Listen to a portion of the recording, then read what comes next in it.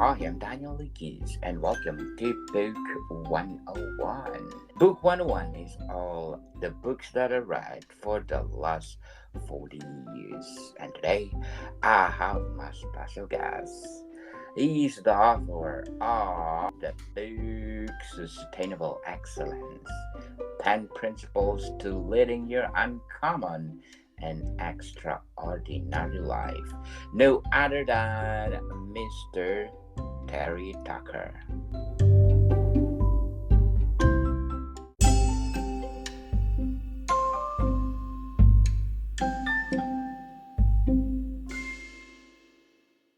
Well, Daniel, thanks for having me on. I'm really looking forward to talking with you today.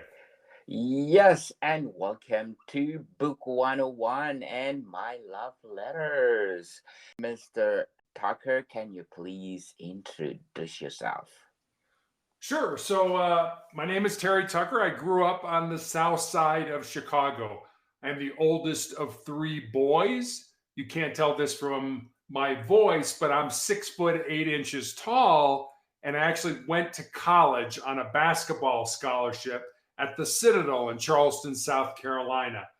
After I graduated from college, I'm really going to date myself now, Daniel, but this was long before the internet was available to help people find employment.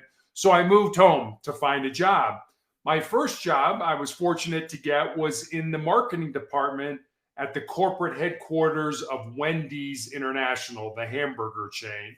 That was the good news. The bad news was that I ended up living with my parents for the next 3.5 years as I helped my mother care for my father and my grandmother, who were both dying of different forms of cancer.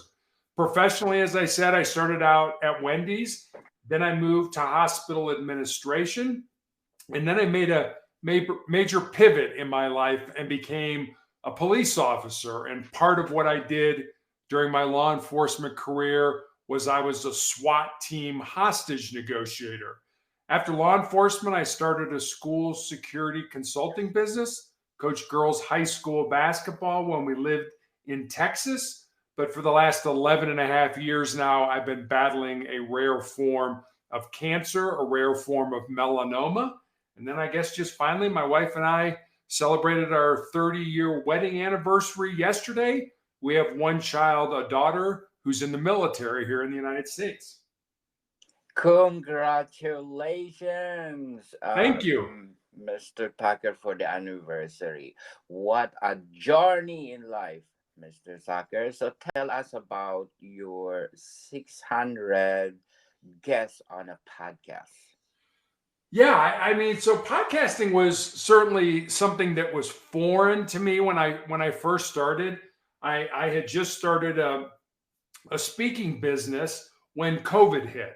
And like so many other entrepreneurs, companies, I had to figure out a different way to deliver my message. Nobody was doing anything either in person or even virtually on the internet.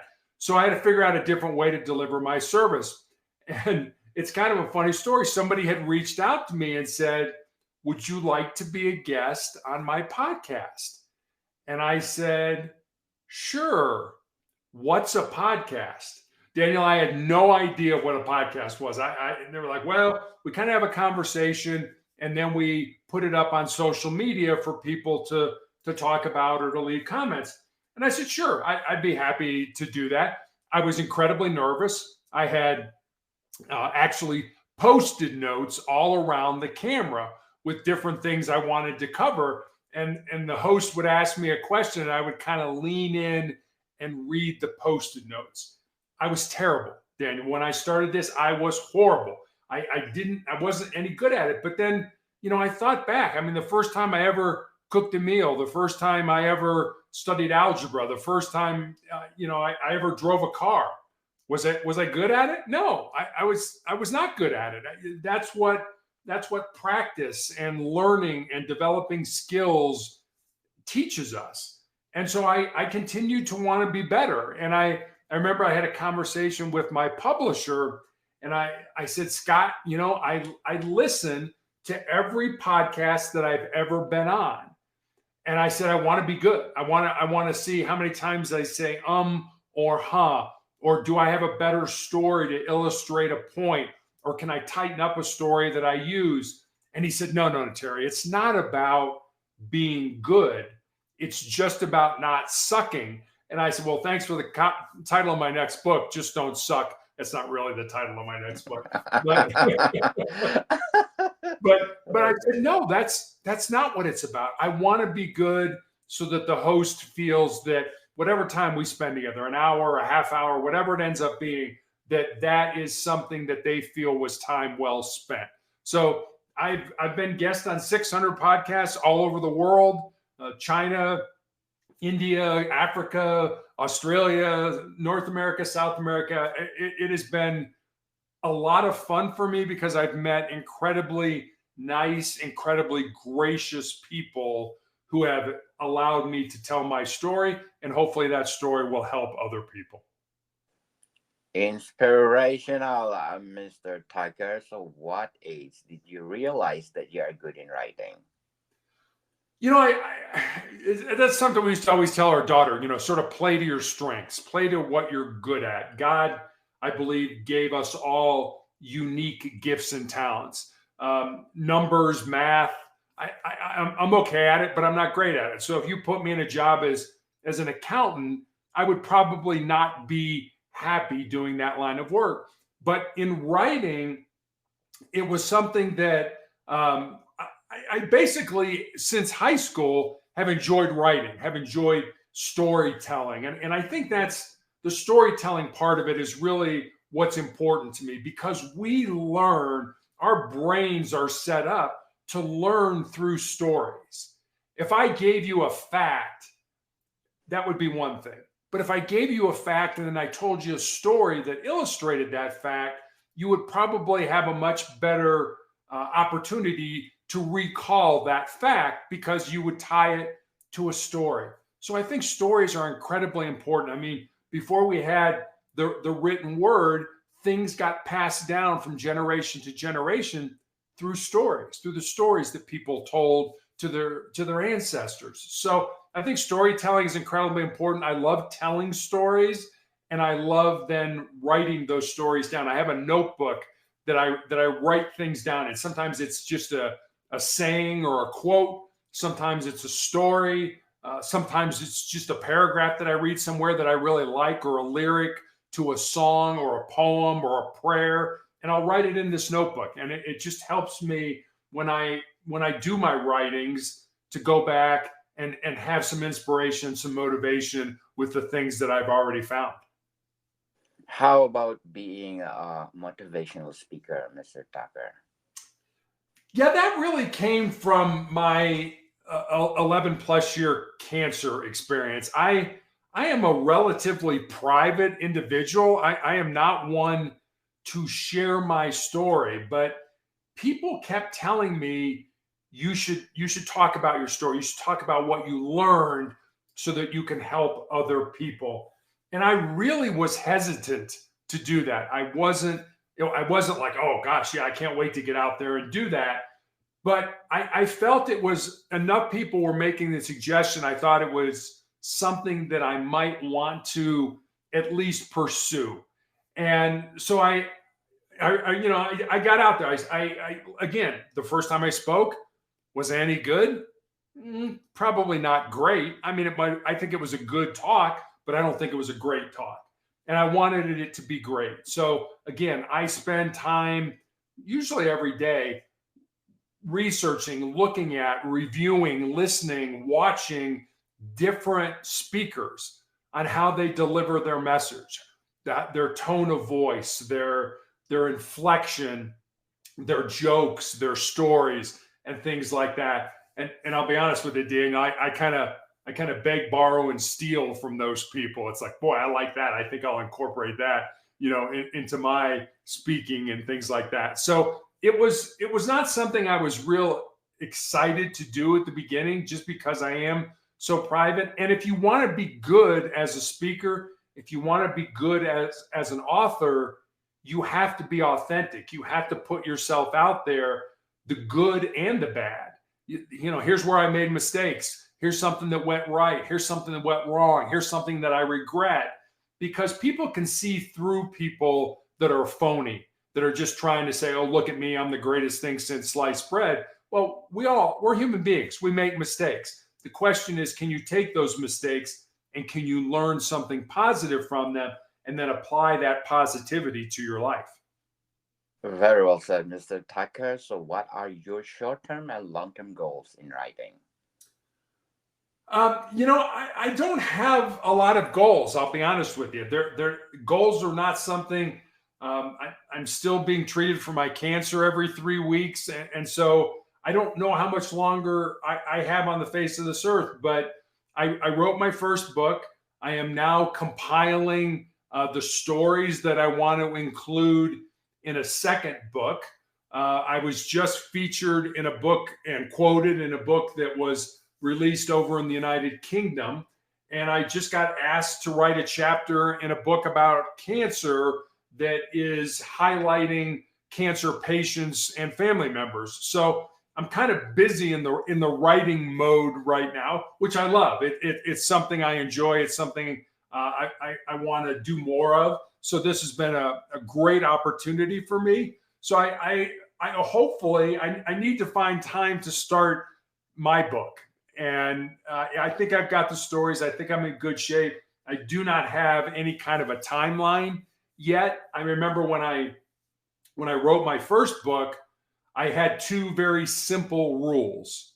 And the first rule was I will write a minimum of 1 page every day, Monday through Saturday. I will take Sunday off. So I will write a page, at least 1 page every day. And the second rule was I will not edit anything until I feel I have the first draft of the book done. And there were days, Daniel, where I would sit down at the computer and I would write absolute garbage. It was terrible. And I was frustrated and mad at myself. And then the next day, I might write something better. And then maybe the next day I wrote garbage again. And then the next day I'd write something even better. And so over time, like I said, I didn't edit. I just kind of put it all together. And then when I finished the first draft, I went through it and I was like, okay, I'm taking that out. I'm taking that out. I don't like that. I'm going to expand on that. That's pretty good. And I had this manuscript, but as a first time author, I didn't know if I had anything worth publishing.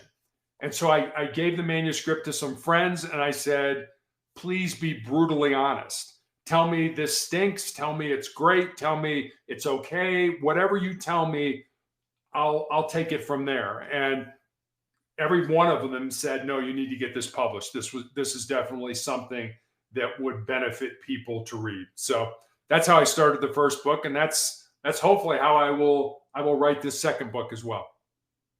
Yes, congratulations, Mr. Tucker, and I will include you on Thank my you. prayers. On my prayers that you will be cancer free soon. Thank you very much, Daniel. You're welcome. But before we go on, I want to shout out to the people listening. According to my ranking tops in the last 30 days, thank you so much for supporting this podcast because in Zambia, I got number 7 on the Apple chart, Pakistan at number 20, Qatar on 29, Oman at 33, Slovenia at 45, Belgium at number 44, Canada at 53, Oman at 53, United Republic of Tanzania at 79, and uh, in Belgium, thank you, Belgium, at number 95 on arts, but in books, I got on the number 39. And of course, in Nigeria at 69, Egypt at 136, Zimbabwe at 137, Cambodia at 144, Singapore at 154, South Africa at 182, Norway at 183. And thank you so much for supporting this podcast because this podcast is created to empower writers all over the world like Mr. Terry Tucker. So, Mr. Terry, sustainable excellence 10 principles to leading your uncommon and extraordinary life. How did you craft it? Yeah, the book is really born out of two conversations that I had. I mentioned I'd been a high school basketball coach, uh, and I had a player who moved to the area in the United States with her fiance, and my wife and I had dinner with her and her fiance one night, and I remember saying to her after dinner that I was excited that she was living close and I could watch her find and live her purpose. And she got real quiet for a while. And then she looked at me and she said, "Well, coach, what do you think my purpose is?" I said, "I have absolutely no idea what your purpose is, but that's what your life should be about.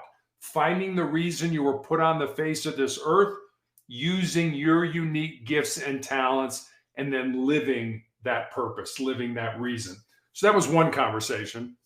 And then I had a young man in college who reached out to me on social media and he asked me what I thought were the most important things that he should learn, not to just be successful in his job or in business, but to be successful in life. And Daniel, I didn't want to give him the cliches, the get up early, work hard, help others. Not that those aren't important. Those are incredibly important. But I wanted to see if I could go deeper with him. And so was walking around with sort of a pad and paper and pencil. And I was like, okay, here's the thought, here's an idea. So I eventually had these 10 thoughts, these 10 ideas, these 10 principles. And so I sent them to him. And then I stepped back and I was like, well, I've got a life story that fits underneath this principle, or I know somebody whose life emulates that principle. So in 2020, as a result of my cancer, I had my left leg amputated. And I spent 3 to 4 months healing from that amputation. And while I was healing, I sat down at the computer every day and I built stories, and they're real stories about real people underneath each of the principles. And that's how sustainable excellence, the 10 principles to leading your uncommon and extraordinary life, came to be. That'd be awesome, Mr. Tucker. Sustainable excellence. What behind the title of your self-help book? Yeah, I mean, sustainable excellence. People always ask me, sustainable excellence, what is excellence? And my response is, I don't know. And they're like, what do you mean you don't know? You wrote a book called Sustainable Excellence. How can you not know what excellence is? And the reason I say I don't know is because I think excellence, like beauty, is in the eye of the beholder. I think you have to define excellence for yourself. Daniel, you and I may watch a movie, or we may watch a sports team, or we may know a business person or a doctor or a lawyer or a teacher or whoever it is. And you may look at that movie or you may look at that individual and you may say, boy, I think that movie was excellent, or I think that teacher is excellent. And I may look at it and say, I think they're good, but I don't think they're excellent. And that's why I think you have to decide what excellence is in your mind.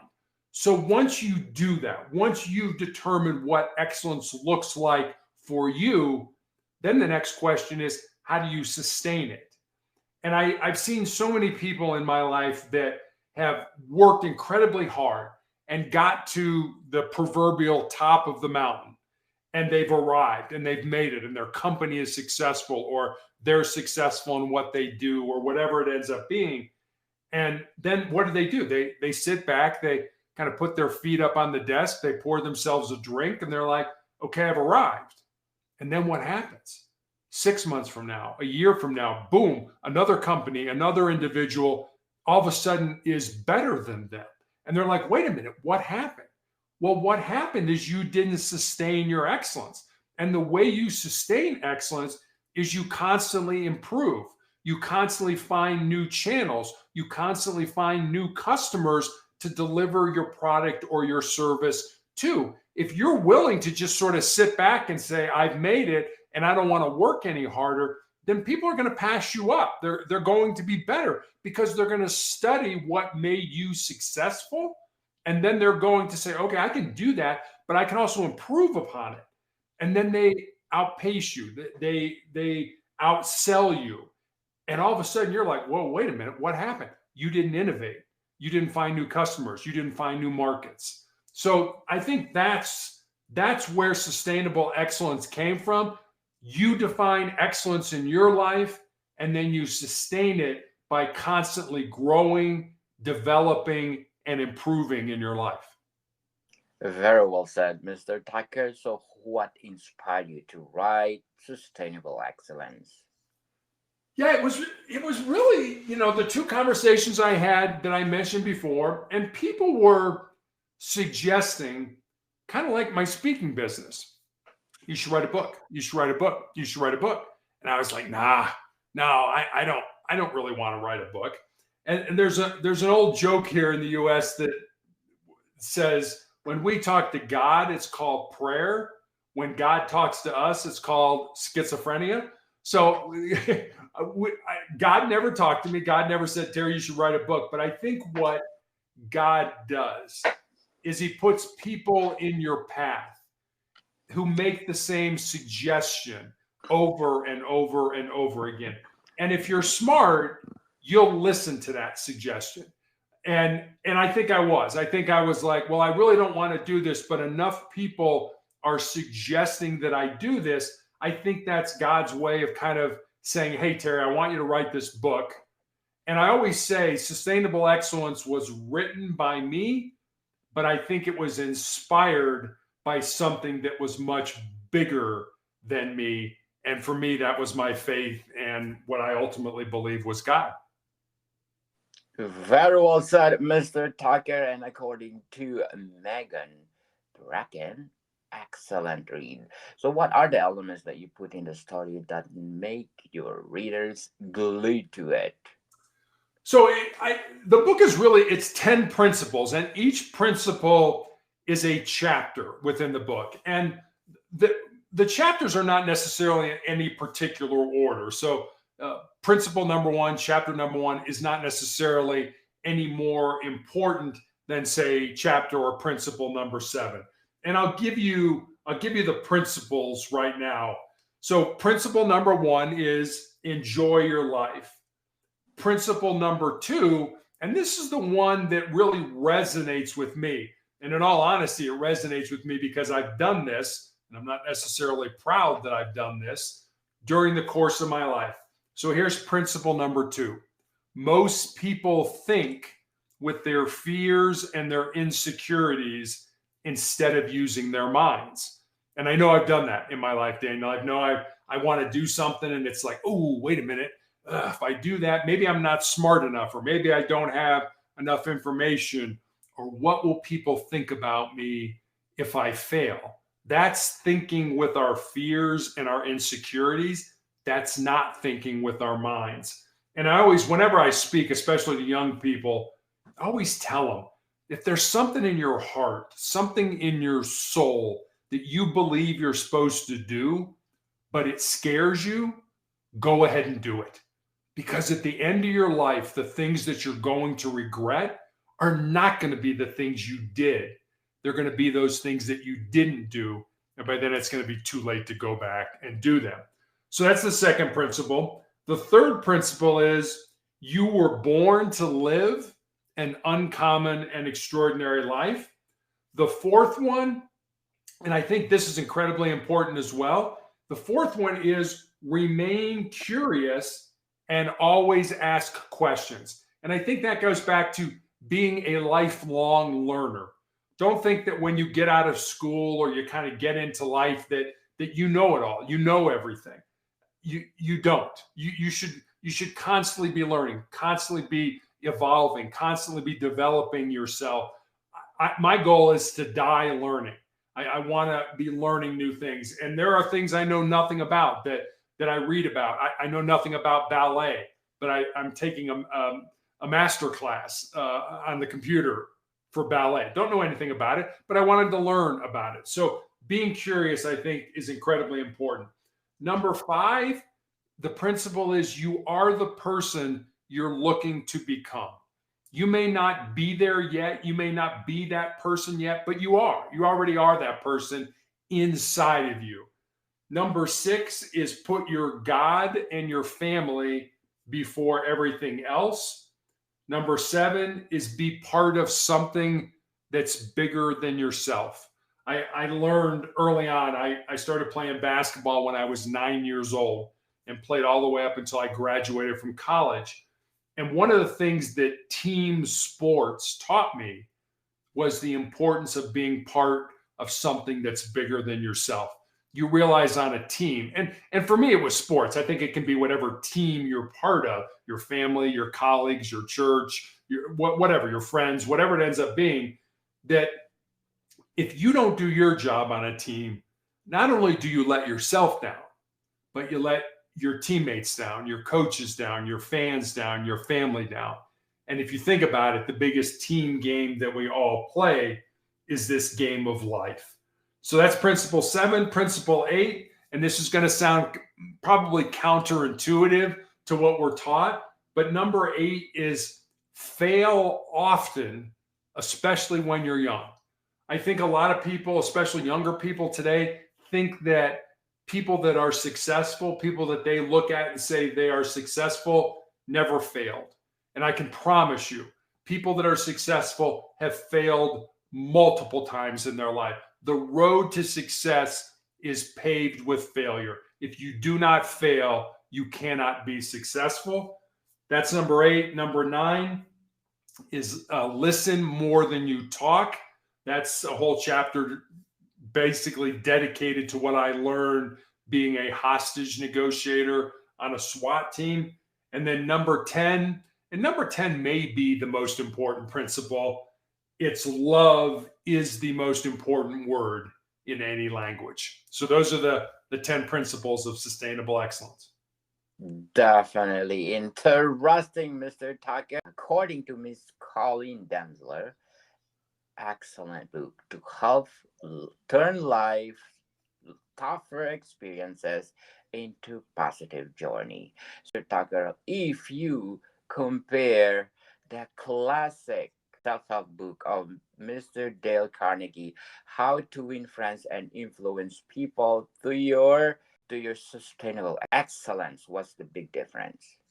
I think it's Dale Carnegie. I mean, the man is amazing. I've read that book. He's a great writer, and I only aspire to be that great.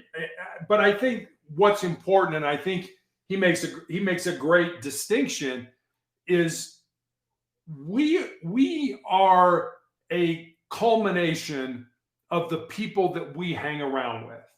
So Daniel, if I didn't know you, but I knew the 5 people that you hung around with the most, I could probably tell you a lot about the type of person that you are, the things that you value, what your goals, dreams, and ambitions are, just by hanging around the people that you hang around with.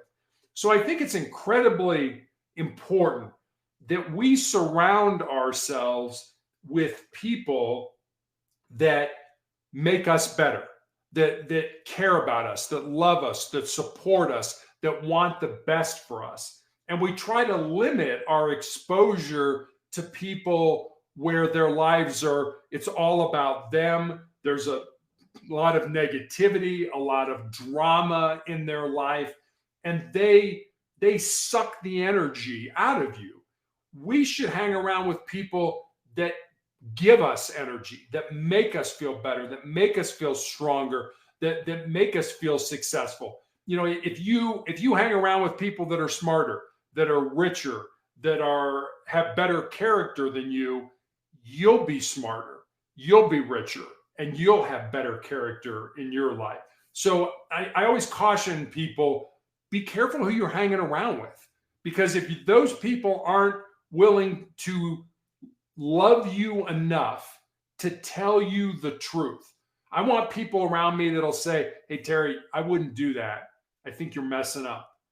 But what do we do when people say that to us? We kind of move them out of our lives. You know, no, they don't have my best interest in mind. I don't want to have anything to do with them.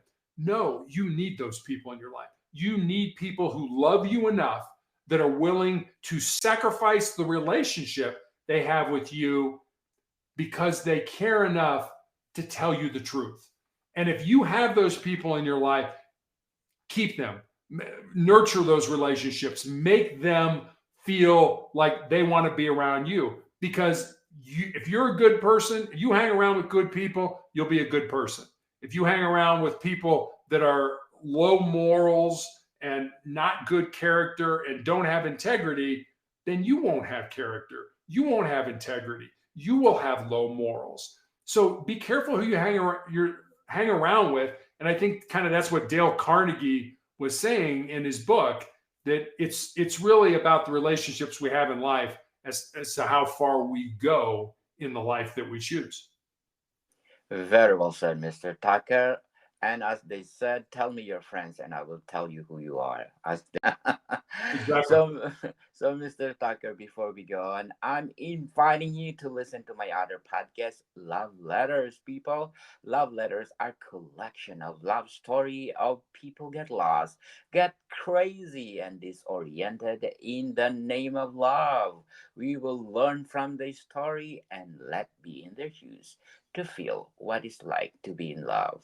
So please do listen. Love letters, people. So plus my books are out. Food 101 until volume 10 available on Amazon and leading online bookstores worldwide. Food 101 is all about my 100 episodes of my first season of Food 101. Another podcast of mine with Chef Alessandro, one of the best executive chef in one of the best restaurant in downtown Toronto. So please do listen of my two podcasts, Love Letters and Food 101. So Mr. Tucker, can you describe to us the research process behind sustainable excellence? Yeah, it was really a collection of stories. As I mentioned, I have a notebook that I find stories that speak to my heart that I think other people could learn from or benefit from. And I write these stories in a notebook. So some of the stories in sustainable excellence are from that notebook, stories that I've heard. Some of them are from my own life, and then some of them are from other people's lives that I've been part of, that I've experienced. I had a very good friend of mine when I was in my early 30s who developed a rare form of cancer, was one of the first bone marrow donor recipients during her cancer experience, and ended up dying because of the reaction she had to the donated bone marrow. And I remember being in the hospital room with her. I felt so fortunate to be with my friend when she died, and I was with her family, and it was a very moving, very emotional experience for me. And I wrote about that story and how she had a choice in her life, that she was cancer free at the time, and the doctors suggested doing the transplant because she was healthier, she was stronger, as opposed to waiting until the disease progressed some more, where she might not be as strong. And she had a choice to make. Do I have a couple years with she was recently married with my new husband, or do I take a shot at getting rid of this disease through this new procedure, this new technique, bone marrow transplantation, and potentially live a long life, potentially live to be in my 60s or 70s or 80s? And that was at my age, that was a tough decision she had to make. And she chose to bet it all. She chose to go all in on this transplant, because a couple years just wasn't something that she could look at and say, no, that's not me. I want to live big. I want my life to be based on the decisions that I made, not on the ones that I didn't make or that other people made for me. And so she bet her life on it, and she lost her life.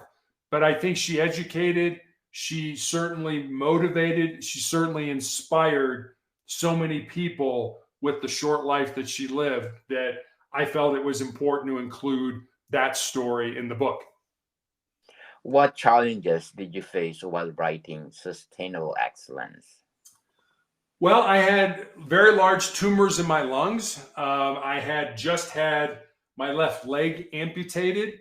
I was in the middle of COVID. We were all in the middle of COVID. So I had some incredible health issues that I was dealing with.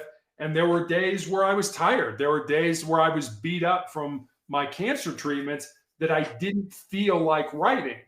And I forced myself, like I said, every day to write at least one page in the book. I couldn't say, no, I'm not going to do it today. I'm too tired, or I don't feel good, or I'm throwing up, or I'm nauseous, or whatever it was. It was like, no, I'm going to do this. This is important to me. And one page really isn't that much. But you do one page, or maybe I feel better tomorrow. So tomorrow I'll write 5 pages. And all of a sudden, 3, 4, 5 months later, I have a manuscript. I have a book. If you look at trying to write as, oh my gosh, I'm going to have to write a 100-page, a 200-page, a 300-page book, that's overwhelming. But if you break that down to, I'm going to write 1 page today, that's much more palatable. That's much more doable. And it's kind of the old joke, how do you eat the elephant? You eat the elephant one bite at a time. So don't look at the end game. Look at, what can I do today? I'm going to write a page. I'm going to write 2 pages. I'm going to write 10 pages. Whatever you feel motivated to do that. And then all of a sudden, you will be surprised how quickly you have an actual manuscript. So, Mr. Tucker, are there any upcoming projects or books you are working on the way you can share with our listeners? I'm working. I don't have a title yet, but Sustainable Excellence is a book about success, about how I believe people can become successful in life. I wanted to write another book that started with another word, started another word that began with S, and that was significance. Success is what we do for ourselves. Significance is what we do for other people. And I think it's incredibly important that we all live a life of service. I think we tend to think, certainly here in the West, that we are born empty. And that once we get out of school and we sort of get into life, that our job is to fill ourselves up, to fill up that emptiness. And we do that by trying to get a good education and trying to have a good job and trying to make a lot of money and drive a nice car, live in a nice house, have a great family. And we think that somehow by filling ourselves up, that we will somehow be happy or fulfilled. And Daniel, what I found is it's just the opposite. We're not born empty. We're born full. We're born with everything we need to be successful in our lives already inside of us. We just need to find it, pull it out, and use it to our benefit. So our job should not be to fill ourselves up. Our job should be to empty ourselves out with our unique gifts and talents, certainly for our benefit, but also for the benefit of our families, of our friends, of our communities, of our country. And I think if you do that, if you lead a life of service, if you lead a life of emptying yourself out to make other people's lives better, you'll be incredibly happy, you'll be incredibly fulfilled, and you'll have a much better life than all those people who think, I've got to have the latest and greatest. I got to have the latest cell phone, the latest automobile, and things like that. There's always one more thing for those people who are trying to fill themselves up, that they think if they get that, that will make them happy. And they're always chasing something that they'll never obtain. And I think that's peace and love within their heart. Very well said, Mr. Tucker. So, what's the most rewarding aspect of being an author? It's the conversations I have with people who read the book. It's the people who reach out and will say to me, there's always one of the 10 principles that people will say, okay, number 7 really resonated with me, or number 2 really resonated with me.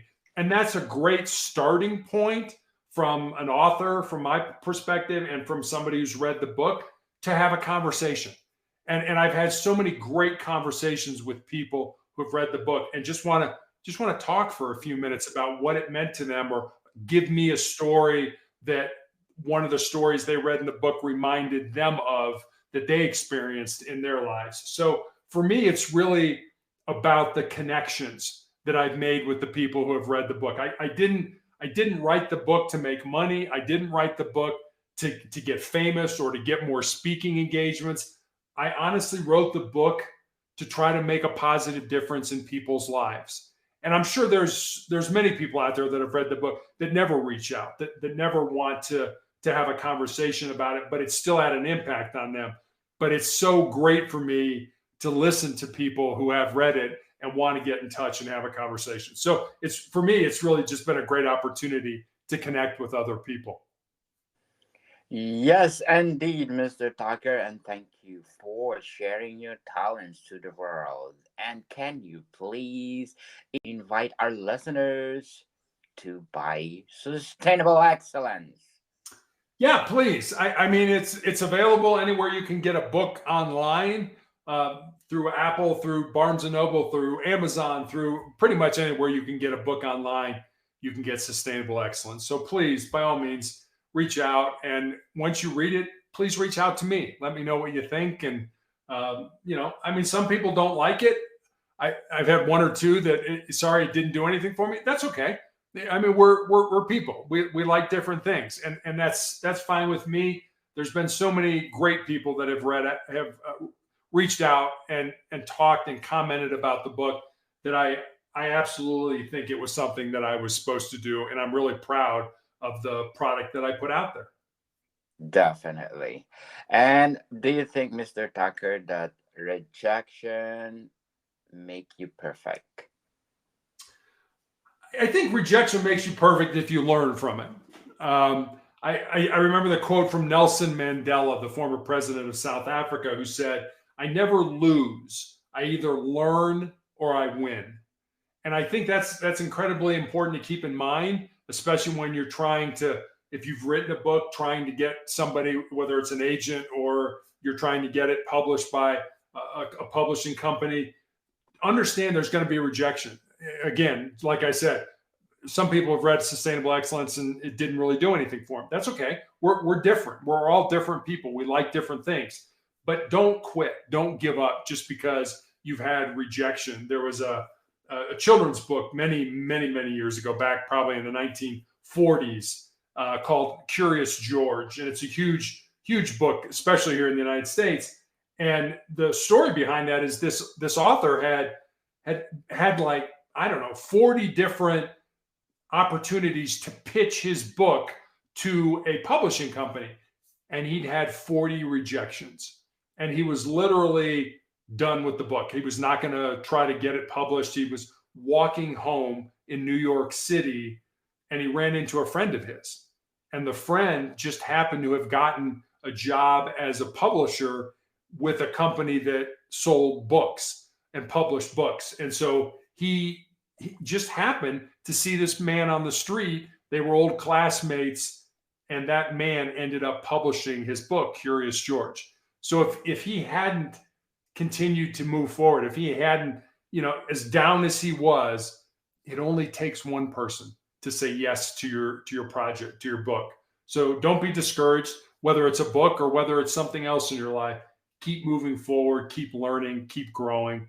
Someday it'll happen. May not be tomorrow, may not be this year, but someday, if you're doing the right things, you'll get there. Definitely, people. Believe in yourself and don't quit. Absolutely. Go for it, most especially if you have the passion of doing it. Everything that on earth that you have the passion of doing it, go for it, because someday you will be successful in life. So, Mr. Tucker, lovely talking to you. Daniel, thanks for having me on. I really enjoyed it. Moticon people, see you soon.